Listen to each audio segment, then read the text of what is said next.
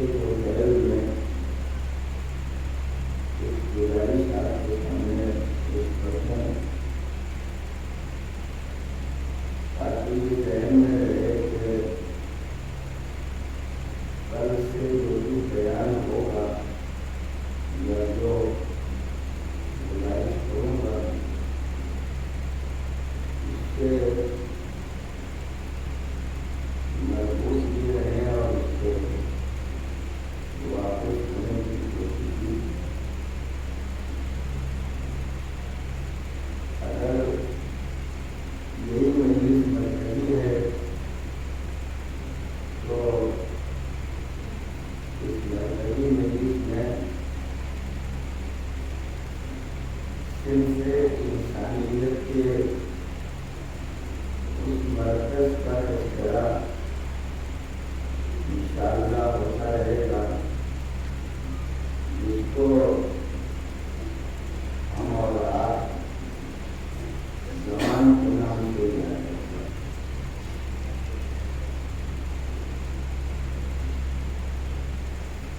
معاشرے میں زبان کی حیثیت کیا ہے,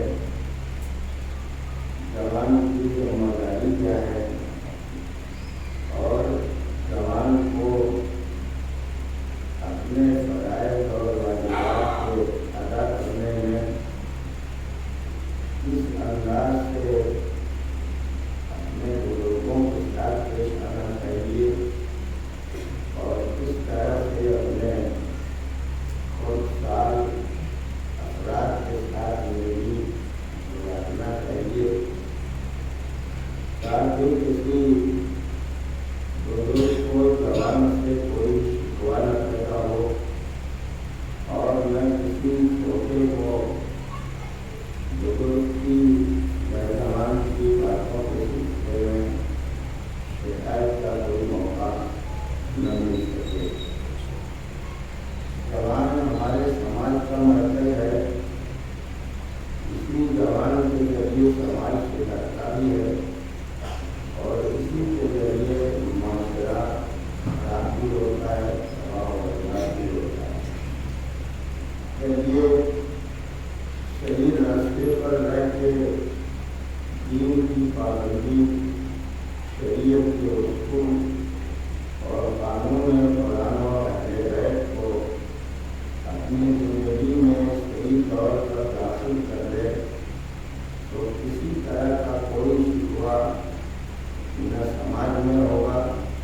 نہ معاشرے میں ہوگا, نہ پاک کو اس زبان سے شکوہ اور نہ جوان کو اپنے والدین سے شکوہ. یہ سب کا سب منحصر ہے اس بات پر کہ ہم نے خود کو دین کا کتنا پابند بنایا ہے اور دین کے قوانین پر ہم نے کتنا عمل کیا ہے. یہ آیت مبارکہ کا حصہ سورہ کہف کا حصہ ہے. سورہ کہف قرآن مجید کا 18واں سورہ ہے. اس 18ویں سورے کی یہ 13ویں آیت کا حصہ ہے جس میں کچھ جوانوں کا تذکرہ ہے. یہ اشارہ ہوا ہے کہ یہ جوان ہیں جنہوں نے اپنے رب پر ایمان قبول کیا ہے اور جب انہوں نے ایمان قبول کر لیا تو اللہ نے ان کی ہدایت کا زیادہ سے زیادہ سامان فراہم کیا ہے. یہ ہدایت پا جائیں اور ہدایت کے راستے پر کام کر رہیں تو نہ معاشرہ بھی بڑھ سکتا ہے, نہ سوسائٹی میں خرابی آ سکتی ہے اور نہ کسی ایک کے لیے شکایت کا کوئی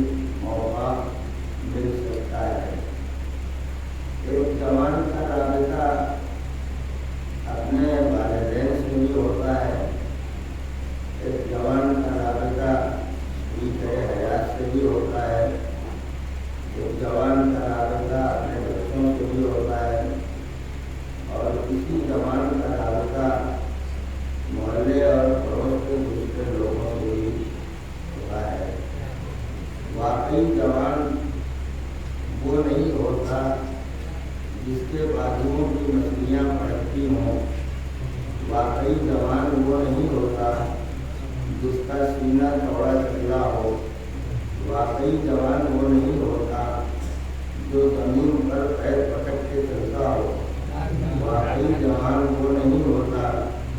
جو معاشرے کے تمام حالات کو فساد اور مویشیوں کا شکار بنا دیتا ہے، واقعی جوان وہ نہیں ہوتا ہے جو حقوق اور فرائض کا خیال نہیں رکھتا، جوان وہ ہوتا ہے کہ اگر جوانی کا نشہ بھی پیدا ہو تو اس نشے میں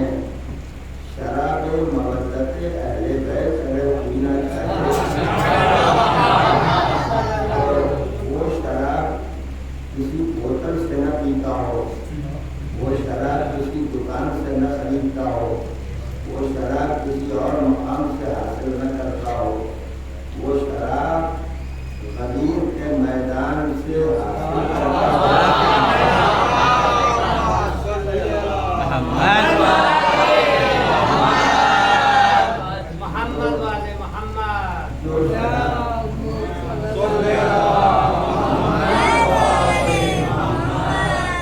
جو شراب لوہے محفوظ میں تیار کی گئی ہو، غدیر کی دھوپ میں جوش دی گئی ہو، اس دھوپ میں پینے والے سلمان و ابوذر کی طرح کے صاحب ایمان بھی پی رہا ہو، اور پینے کے بعد ہر شرابی کی منزل یہ ہوتی ہے کہ پیتا ہے تو نشہ آتا ہے، نشہ آتا ہے تو 3 منزلیں ہوتی ہیں، ہر نشہ کرنے والے کے لیے 3 مواقع ہوتے ہیں۔ نشہ کرنے والا دنیا کی شراب جب پیتا ہے تو پہلے ہاتھی کی طرح مست ہوتا ہے، پھر دوسری کیفیت آتی ہے تو شیر کی طرح بہادری کا اظہار کرتا ہے، اور تیسری منزل یہ ہوتی ہے کہ کسی گندی جگہ میں گر جائے۔ غلط تو نہیں کہہ رہا ہوں، یہی 3 منزلیں ہر شراب کے پینے والے کی ہیں، مگر جو دنیا کا شراب پیتا ہے اس کے لیے یہ 3 منزلیں ہیں۔ ہاتھی کی طرح جب مست ہوتا ہے تو اسے یہ پتہ ہی نہیں چلتا کہ سامنے کون ہے، جس کو کچل رہا ہوں، جس کو دبا رہا ہوں، جس کے خلاف باتیں کر رہا ہوں، اور کون سا میرا عمل پورے معاشرے کو تباہ کرنے والا ہے۔ شیر کی طرح جب بہادر ہوتا ہے تو چاہے سینگ سلائی ہو، چاہے دبلا پتلا ہو، چاہے ہڈیاں دکھائی دیتی ہوں، چاہے بازوؤں میں کوئی دم خم نہ ہو، لیکن نکلے گا پی کے تو بالکل مستانه انداز میں چلتے ہوئے اپنے کو ایسا بہادر محسوس کرتا ہے کہ کیا کوئی شیر نر مقابلہ کرے گا، کیا کوئی بہادر میرے سامنے آئے گا، کیا کوئی شجاع مجھ سے مقابلہ کر سکے گا۔ اور جب گرتا ہے تو ایسی جگہ گرتا ہے جہاں گرنا کیا چلنا بھی کوئی پسند نہیں کرتا،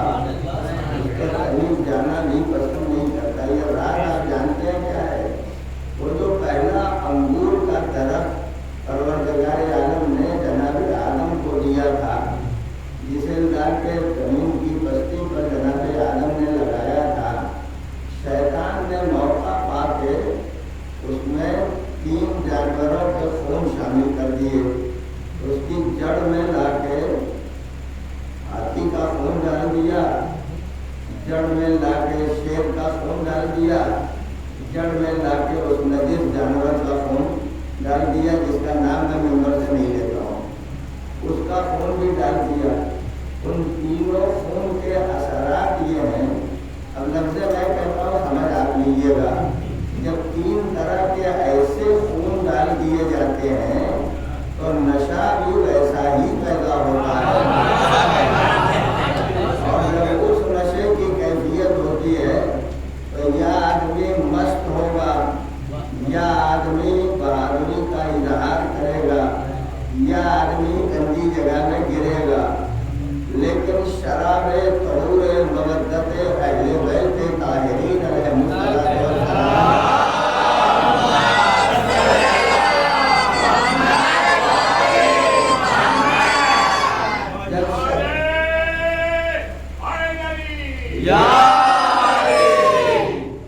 جب اس شراب کو پی کے چلنے والا مستی میں چلتا ہے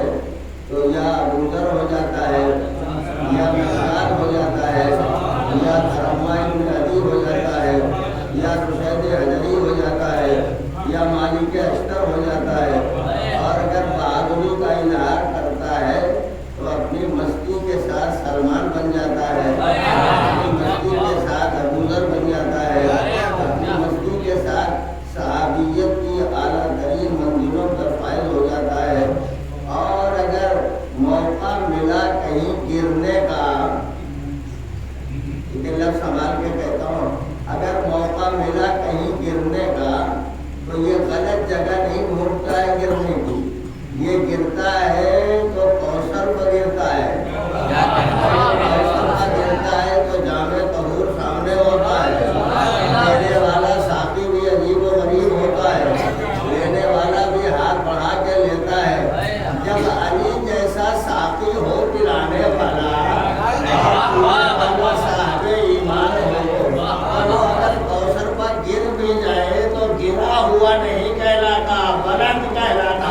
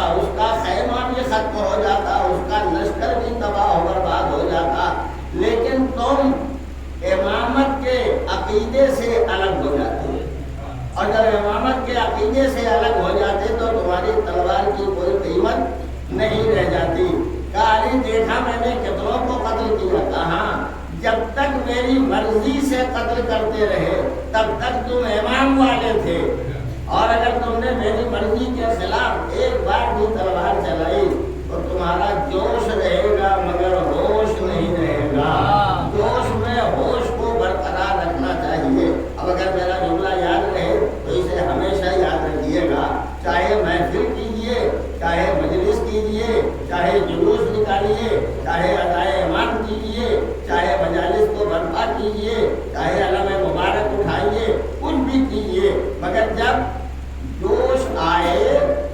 تو امامت کا ہوش یاد رکھنا چاہیے۔ ایسا نہ ہو کہ جوش ہی جوش رہ جائے، ہوش نہ آنے پائے۔ ہم عزاداری بے ہوشی میں نہیں کرتے، بے ہوش ہو کے نہیں اٹھاتے، ہم جلوس ادا بے ہوش ہو کے نہیں لے جاتے ہیں۔ ہمارا جلوس بھی ہوش کے ساتھ ہوتا ہے، ہمارا علم بھی ہوش کے ساتھ ہوتا ہے، اس لیے کہ جلوس اس کا نکالتے ہیں جو ہمیشہ ہوش میں رہا، علم اس کا اٹھاتے ہیں جو ہمیشہ ہوش میں رہا، ہم عزاداری اس کی کرتے ہیں جو ہمیشہ ہوش میں رہا۔ ہم بے ہوش ہو کے عزاداری نہیں کرتے ہیں، بے ہوش ہو کے عزاداری کرنے والے جب جلوس بھی نکالتے ہیں تو کھیلتے رہتے ہیں۔ ہم جوش کے ساتھ ہوش میں جب جلوس نکالتے ہیں تو آنکھوں سے آنسو بہتے ہیں، سینہ پھیلا رہتا ہے، سینے پہ ماتم کے نشان ہوتے ہیں، ہمارے سر کھلے ہوئے ہوتے ہیں، سروں کے بالوں میں خاک اٹی ہوئی ہوتی ہے۔ کیوں؟ اس لیے کہ ہم غم کی بنا پر یہ کام انجام دیتے ہیں، خوشی کی بنا پر یہ کام انجام نہیں دیتے۔ اور اگر اپنی بات یاد رہے تو اس جملے کو پھر بھی یاد رکھیے گا، اگر ہمارے جلوس میں ہنسی کا پیغام آ گیا، اب یہ تو ناگوار ہوگا مگر میں کیا کروں، میں عادت سے بھی اتنی مجبور ہوں، یہ پیغام ضرور میں دیتا ہوں۔ اگر ہمارے جلوس میں ہنسی کا پیغام آ گیا، اگر ہمارے جلوس میں سرور کی کیفیت آ گئی، اگر ہمارے علم کے اٹھانے میں خوشی کے حالات پیدا ہو گئے، تو سمجھیے ہم نے علم نہیں اٹھایا، سمجھیے ہم نے عزاداری نہیں کی، سمجھیے ہم نے جلوس نہیں نکالا۔ جلوس غم کی علامت ہے، اور جب غم کی علامت ہے تو جیسے اپنے گھر کا جنازہ اٹھاتے ہوئے کوئی آدمی ہنستا ہوا دکھائی نہیں دیتا ہے، ایسے کم سے کم اپنے گھر کے جنازے سے بلند تو سمجھیے اس ایمان کے جنازے کو جس کا جنازہ لے کے ہم چل رہے ہیں۔ تو ان حالات کو ہمیشہ سامنے رکھیے۔ یہ بات درمیان میں آگے میں نے گزارش کر دی ہے، انشاءاللہ بعد میں باتیں آتی رہیں گی۔ یہ کچھ جوانوں کا تذکرہ ہے جن کا ذکر سورہ کہف میں کیا گیا ہے، ان کو اصحاب کہف کہا جاتا ہے۔ جو قرآن مجید میں دوسرا لفظ ہے اصحاب کہف اور رقیم۔ کہف یعنی ایک وادی یا پہاڑ کی کوہ میں زندگی بسر کرتا ہے۔ رقیم یہ اس لیے دہراتا ہوں تاکہ بچوں کو یاد رہ جائے۔ رقیم جہاں ایک تختی لگی ہوئی ہے کہ کتنے افراد تھے، کب یہ یہاں آئے اور کیوں آئے تھے۔ شرط یہی ہے کہ ایمان اپنے رب کا رکھتا ہو، اور جب ایمان رکھے گا تو ایمان کا تقاضا ہے کہ عمل کرے، ایمان کا تقاضا یہ ہے کہ واجبات کو انجام دے، ایمان کا تقاضا یہ ہے کہ انسان اپنے فرائض کو یاد رکھے۔ جب فرائض کو یاد رکھے گا تو یہی جوان واقعی جوان کہلائے گا۔ یہ بچے ہیں چھوٹے چھوٹے، یہ بھی انشاءاللہ جوان ہوں گے۔ آپ جوان ہیں، آپ بیٹھے ہوئے ہیں، آپ کے لیے یہ پیغام، اور انہی نوجوانوں کے ساتھ ہاتھ جوڑ کے کہتا ہوں، آپ اپنے کو بھی ایماندار بنائیے اور گھر کے سارے لوگوں کو ایماندار بنائیے۔ یہی بہت بڑا مسئلہ ہے۔ خود تو آدمی ایماندار بن جاتا ہے، نمازی ہو، روزہ دار ہو جاتا ہے، گھر کے افراد کو روزہ دار اور ایماندار نہیں بناتا۔ اب اگر میری بات محترم خواتین تک پہنچ رہی ہو تو میں نوجوان خواتین سے بھی کہتا ہوں، بیویوں سے بھی کہتا ہوں، اور یہ بات سن لیں، اور آج کی مجلس کی یہی آخری بات ہے۔ کسی ایک گھر میں اگر ایک خاتون سچی ایماندار ہو جائے، ممبر پہ بیٹھ کے قسم کھا کے کہتا ہوں، گھر کا گھر دیندار ہو جائے گا، گھر کا گھر مومن ہو جائے گا، گھر کا گھر صاحب ایمان ہو جائے گا۔ اگر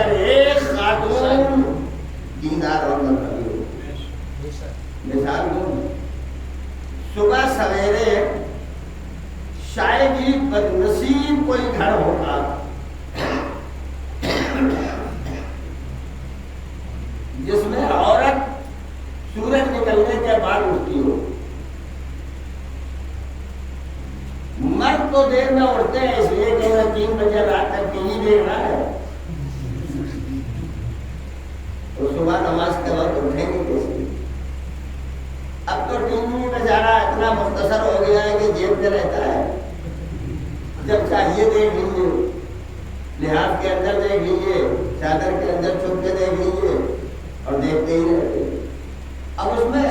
اچھی باتیں اگر دیکھتے ہیں تو قابل تعریف ہے، لیکن وہ باتیں جو سماج کو بگاڑتی ہیں وہ اگر دیکھ رہے ہیں، اور اس کا پتہ بہت آسانی سے چلے گا، اگر اچھی بات دیکھ رہے ہوں گے تو نماز صبح کبھی نہیں آئے گی، اور اگر خراب باتیں دیکھ رہے ہوں گے تو نماز صبح کبھی نہیں ہوئے گی۔ اس لیے کہ شیطان کا سب سے بڑا حربہ یہ ہے کہ انسان کو اس کام میں لگا دے جس کے بعد رحمان یاد نہ آئے، اللہ یاد نہ آئے۔ تو خراب بھی دیکھ سکتے ہیں اور اچھی چیزیں بھی دیکھ سکتے ہیں، اور جب خراب چیزیں دیکھیں گے تو شیطانت کی طرف آدمی بڑھے گا، اچھی چیزیں دیکھیں گے تو رحمان ہمیشہ یاد رکھے گا۔ یہ بھی یاد رکھیے اور اس کا تجربہ بھی کر لیجیے گا، کوئی ایک نوجوان بھی ایسا نہیں ملے گا آپ کو جس کے کان میں آواز اذان صبح نہ پہنچتی ہو۔ اذان کی آواز ہر ایک کے کان میں پہنچتی ہو، اب اٹھنا یا نہ اٹھنا اس کے نصیب کا مسئلہ ہے۔ اگر یہ رحمان والا ہوگا تو اللہ اکبر سن کے اٹھ بیٹھے گا، اور اگر یہ شیطان والا ہوگا تو حدیث کا جملہ سنیے گا، اللہ اکبر کی آواز جب کسی ایسے انسان کے کان میں پہنچتی ہے جو اللہ کا ماننے والا نہیں ہے، تو چونکہ اللہ اکبر کی آواز سن کے شیطان بھاگتا ہے اور اتنی دور تک بھاگتا ہے کہ وہ آواز اذان نہ سنائی دے، تو یہی شیطان تھپک تھپک کے اتنا سلاتا ہے، اتنا سلاتا ہے، اتنا سلاتا ہے کہ پھر یہ کان بند ہو جاتے ہیں، آواز اذان نہیں سنائی دیتی۔ تو میں نے عرض کیا کہ ایک عورت اگر دیندار ہو جائے تو سب کے سب دیندار ہو جائے۔ مثال سن لیجیے، بد نصیب ہوگا وہ گھر جس میں عورت سورج نکلنے سے پہلے نہ اٹھی ہے۔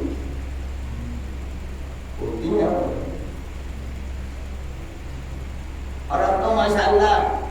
اس بستی کے لوگ بھی زیادہ تر شہری میں رہتے ہیں، اس لیے کہ میرا تو آنا جانا رہتے ہی ہے، اور شہر کا رہنے والا اس گھر میں بھی عورت ہمیشہ صبح کی نماز سے پہلے، سورج نکلنے سے پہلے اٹھ جاتی۔ اس نے اپنا فریضہ قرار دیا ہے کہ ایک پیالی چائے بناؤ اور بنا کے اس شوہر کو دے دو جو بیچارہ گہری نیند میں سو رہا۔ ہنسنے سے نہیں کام چلے گا، جب تک دل کی گہرائی میں بات اتاریے گا نہیں تب تک مسئلے کا حل نہیں ملے گا۔ چائے بنائی اور بڑا خوش نصیب ہوگا وہ شوہر جس کی شکایت اس کی بیوی نے کرتی ہو۔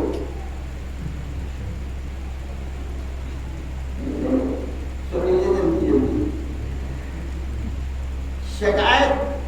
سامنے نہیں، جب دو عورتیں بیٹھ جائیں پھر دیکھیے مسئلہ کتنا گہرا ہوتا ہے۔ یہ اپنے شوہر کی شکایت، وہ میں ساری شکایتیں نہیں سناؤں گا، صرف ایک شکایت جو بالکل عام شکایت ہے۔ ہر خاتون اپنے شوہر کے بارے میں ایک عام شکایت یہ کرتی ہے کہ بہت غصہ ہے، نچڑے ہیں، خفا ہو جاتے ہیں، بہت جلدی ناراض ہو جاتے ہیں۔ یہ ایک عام شکایت۔ تو میں اسی خاتون سے یہ بات کہتا ہوں، اگر تمہیں یقین ہے کہ تمہارا شوہر بہت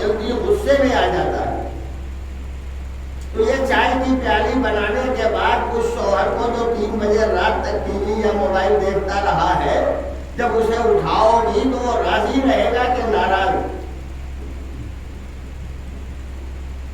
ناراض ہوگا نا، اس لیے کہ شیطان تھپک کے اسی وقت گہری نیند سلا رہا۔ مگر اس سے زیادہ ہوشیار صاحب عقل کوئی عورت ہو نہیں سکتی ہے، جس نے بہترین راستہ نکالا ہے۔ کا انہیں جگانے کا طریقہ ہی یہی ہے کہ ہم چائے کی پیالی تیار کر لیں، پھر انہیں جگا دیں۔ اب یہ بات جلدی سے جو اسکولوں میں پڑھنے والے بچے ہیں وہ سمجھ لیں گے۔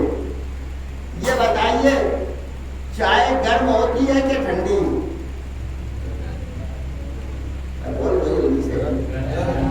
چائے گرم ہوتی ہے اور غصہ بھی گرم ہوتا ہے نا۔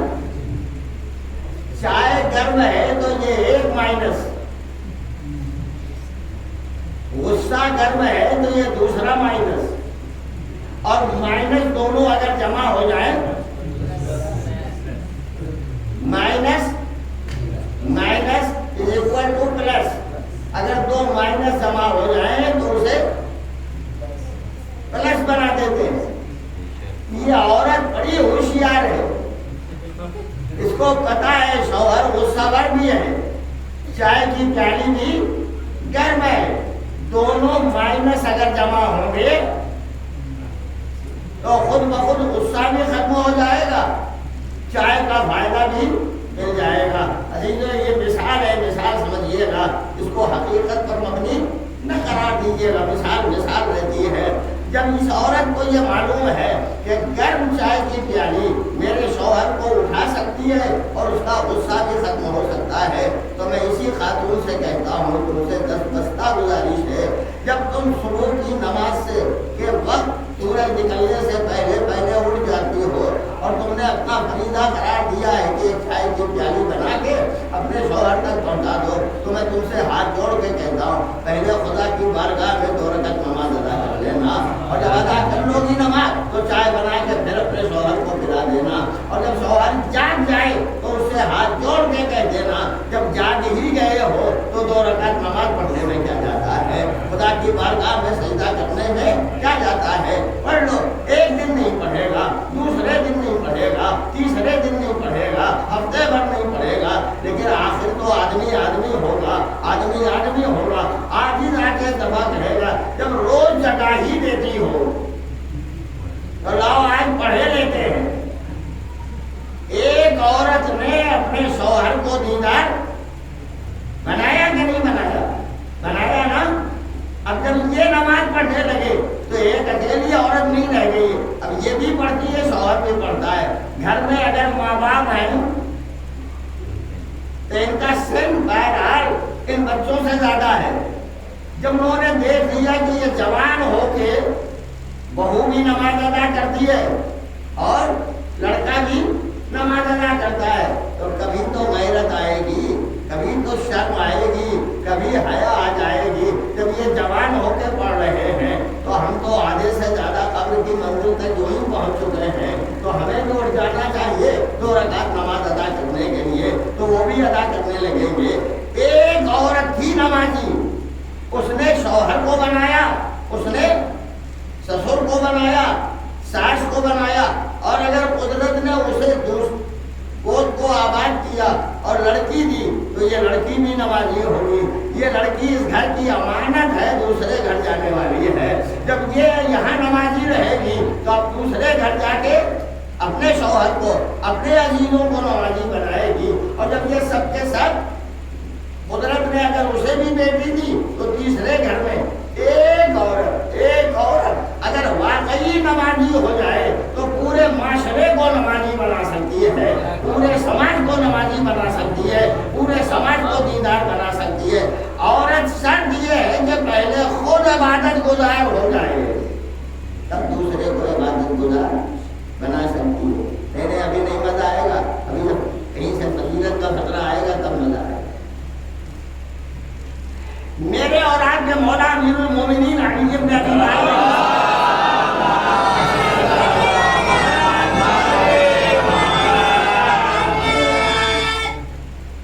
ان سے بڑا عبادت گزار روپیے کا تو نہیں ملے گا. ساری رات گزر جاتی تھی مولا سجدہ معبود میں رہتے, عبادت گزار تھے. لیکن میں نے جو بات کہی ہے یاد رکھیے گا, عورت اگر زندگی میں آ جائے تو اولاً تو عورت کو اپنا فریضہ سمجھنا چاہیے. مجھے صرف عورت نہیں بنایا گیا ہے, مجھے کسی حیات اور کسی زندگی کا ذمہ دار بنایا گیا ہے, اور جب ذمہ دار ہوں تو میرے فرائض کچھ اور ہیں. بیک دفعہ جیسے ہی مولا کائنات سے رشتہ امیر المومنین کا رشتہ شہزادی زہرا سے ہوا, رشتے کے کچھ دنوں کے بعد رخصتی ہوئی, شہزادی علی کے گھر آئی. پھر یاد رکھیے گا علی سے بڑا کوئی عبادت گزار سوچا نہیں جا سکتا. جب زہرا علی کے گھر آئی تو دوسرے دن پیغمبر پہنچے, علی سے پوچھا یہ بتاؤ تم نے میری بیٹی کو کیسا پایا. لوگوں ایک منٹ, اگر رشتہ کرنا آسان ہے مگر باپ کے اندر اتنی جرات پیدا ہو جائے کہ اپنی بیٹی کے کردار کے بارے میں اپنے ہونے والے داماد سے معلوم کرے کہ وہ کیسی بیٹی ہے, یہ بڑا مشکل مرحلہ ہوتا ہے. رشتہ تو کر لیتا ہے آدمی, نبی نے پوچھ کے بتایا. صرف بیٹی نہ کہو, ایسی خاتون کہو جو شوہر کے لیے بہترین ہو. پہلی دفعہ نبی نے پوچھا کیسا پایا علی تم نے. اب علی کا فقرہ سن لو. علی آواز دیتے ہیں نعم العون علی العبادہ, زہرا نہیں ہے میری عبادت پر بہترین مددگار ہے. اور یہ فقرہ بتاتا ہے عورت اگر مددگار عبادت ہو جائے تو وہ کردار فاطمہ کی حامل ہو جاتی ہے, اور اگر عبادت گزار علی جیسا ہو جائے تو فاطمہ اس کے لیے ناصر اور مددگار بن جاتی ہے. ایک صلوات پڑھتے ہیں.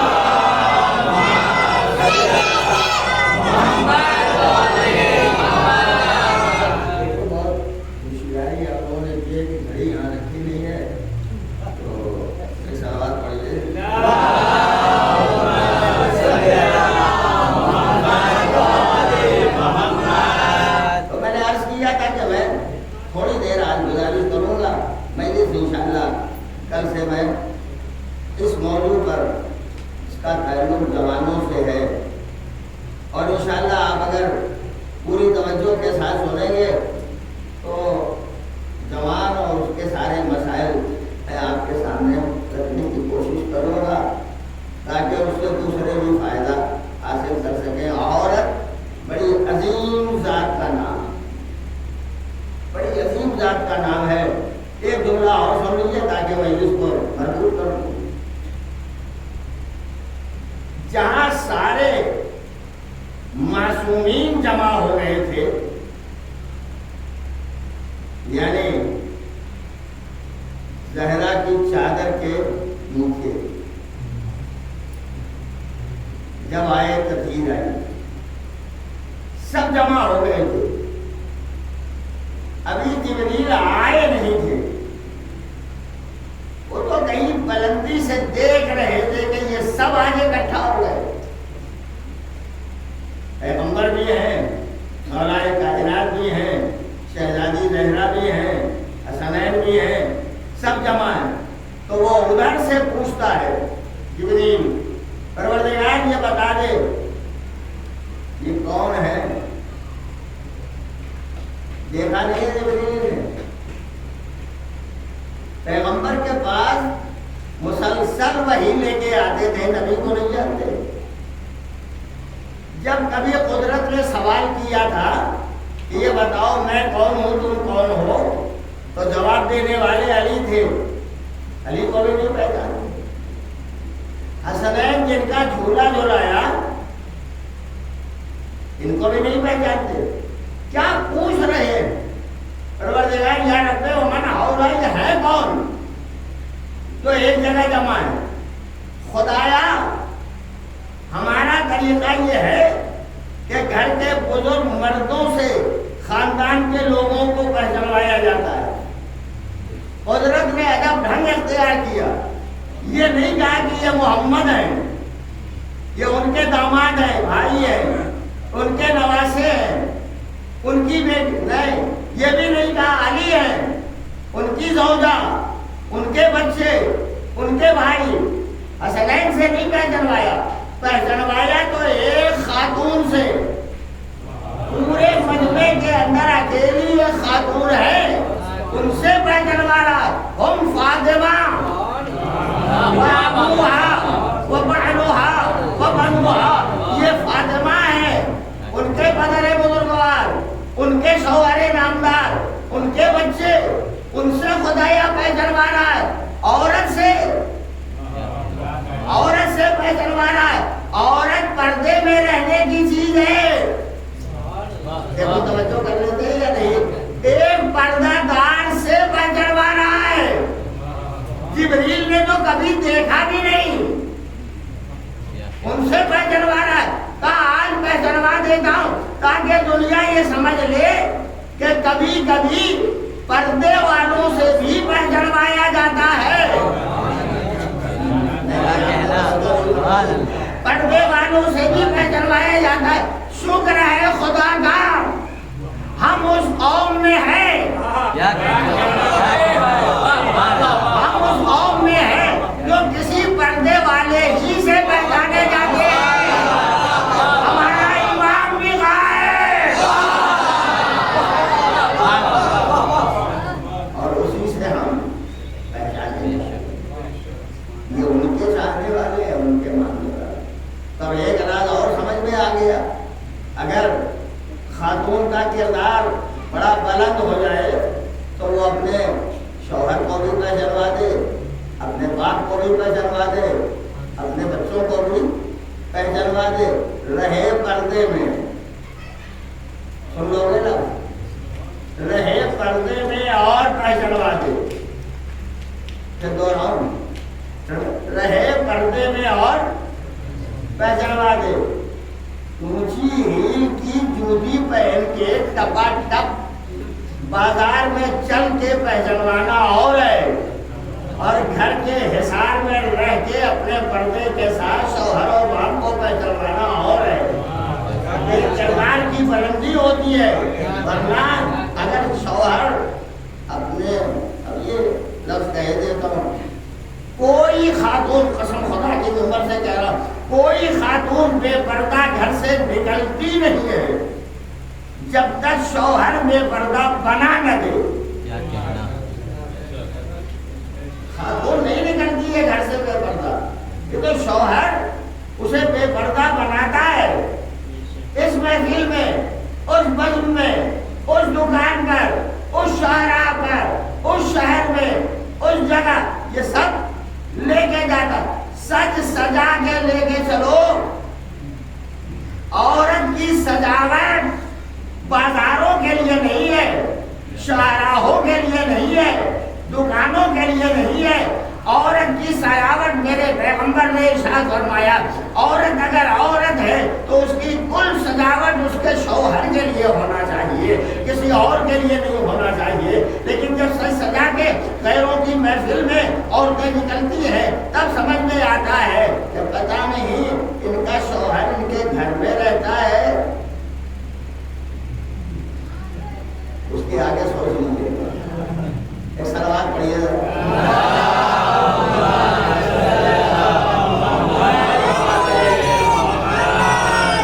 لیکن مجھے اگر خواتین تک بات پہنچ رہی ہے اور کسی ناراضگی کا مسئلہ ہے تو انشاءاللہ میں آگے اگلی مجلسوں میں بالکل برابر کر دوں گا، کوئی رحمت کی بات نہیں ہوگی، تاکہ یہ جوان بھی اپنی جگہ اپنی جوانی پر سلامت رہے اور نوجوان خواتین بھی اپنے فرائض اور اپنے واجبات کو انجام دیتی چلی جائیں۔ قسم ہے انسان کی زندگی کی، ہماری یہ مجلسیں، ہمارے یہ تذکرے ائمہ معصومین کا ذکر جب بھی ہوتا ہے اسی کے لیے ہوتا ہے تاکہ ان کے کردار اور ان کی سیرت کو پہنچایا جا سکے۔ آج میں نے شروع کیا ہے، اس کا ایک حصہ سنا دیتا ہوں اور باقی انشاءاللہ ابھی اس کے بعد شاید دوسری مجلس بھی ہوگی، اس کا کوئی گزارش کر دوں گا۔ اتنی بات ضرور ذہن میں رہنا چاہیے، امام کی مجلسیں اس لیے ہوں تاکہ ہمارا کردار ہماری سیرت بہترین ہو جائے، ہمارا نوجوان اسلام کا نوجوان ہو، ہمارے بچے اسلامی بچے ہوں، ہمارے بزرگ سیرت معصومین اور انبیاء پر چل کے نمونۂ عمل پورے سماج و معاشرے کے لیے بن سکے۔ آج یہ چاند رات اور ذکر روم کی ابتدا تو میں شروع کر سکتا تھا یہاں سے اس چاند کو کربلا کے مسافروں نے عالم سفر میں حالت کے مسافر میں اس چاند کو مہاراجہ اکبر لیلا نے دیکھا، اس چاند کو روا نے ننھے سے بچے کو گود میں لے کے دیکھا، اس چاند کو ام فرما نے میں اپنے فرزند قاسم کے دیکھا ہے، اس چاند کو زینب نے بھی دیکھا ہے، اس چاند کو ام کلثوم نے دیکھا ہے، بیویوں نے دیکھا ہے، اس چاند کو دیکھ کے بس ایک تاثر اور ہوا، اس چاند کو دیکھنے کے بعد زینب سر نوڑائے ہوئے بیٹھی خیمے کے قریب، اتنے میں بھائی کا نظر ہوا، بھائی نے دیکھا بہن سر نوڑائے ہوئے بیٹھی، آواز دی بہن اس طرح کیوں بیٹھی ہوں، ابھی میرا اکبر زندہ ہے، ابھی عباس موجود ہے، ابھی قاسم موجود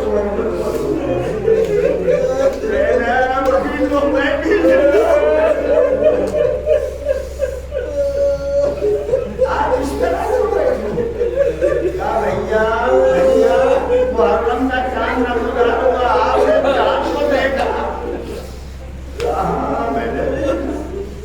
میں نے دیکھا، کوئی پیغام آپ نے دیا، تمہیں پیغام سنا دو زینب، تم نے بھی تو چاند کو دیکھا، کہاں دیکھا، مگر دیکھ کے دل بیٹھنے لگا، اس لیے گردن جھکا کے بیٹھی ہوں، زینب چاند میں کیا دیکھا؟ بھیا آپ ہی بتا دیں، میں نے بھی چاند دیکھا تو اکبر کی تڑپتی ہوئی جوانی، میں نے بھی چاند دیکھا تو رواز کا 6 مہینے سے تباہ ہوتا ہوا دیکھا ہے، میں نے بھی چاند دیکھا ہے، میں نے عمر بڑھوا امام حسن کی نشانی قاسم کو دیکھے ہیں، میں نے بھی چاند دیکھا ہے، عباس کے کٹے ہوئے شانے دیکھے ہیں، بہن میں نے یہ سارے مناظر دیکھے، ایک دفعہ زینب نے پلٹ کے کہا بھیا کیا اس سفر میں میرا اکبر چلا جائے گا، اس سفر میں میرا عباس چلا جائے گا، اس سفر میں نواب کی جان نہیں رہ جائے گی، اس سفر میں قاسم نہیں رہ جائے گی؟ امام نے جواب دیا زینب سب کو پوچھ لیا، اب سن لو، اس سفر میں بھی چلا جاؤں گا، زینب اس سفر میں بھی چلا جاؤں گا، زینب اس سفر کی مکمل قیادت تمہارے ہاتھ میں، اور یہ زینب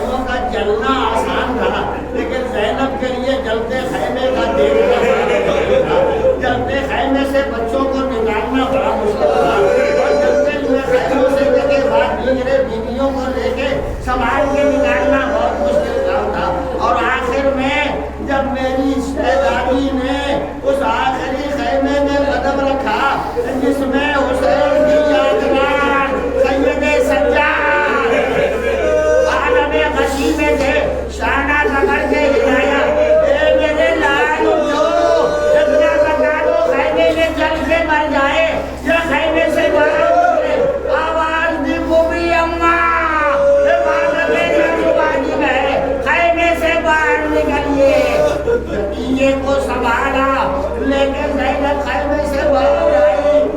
ہے کوئی منظر جو آپ کی نگاہوں کے سامنے ہو؟ بس آخری لفظ کہتا ہو کسی گھر میں ایک میت ہوتی ہے اور میت پر چادر ڈال دی جاتی ہے. کیوں؟ اس لیے کہ آئندہ جب تک دیکھتے رہیں گے، چہرہ جب تک نظر آتا رہے گا، کوئی اپنے آنسوؤں کو نہ روک سکے گا. ہائے سید سجاد،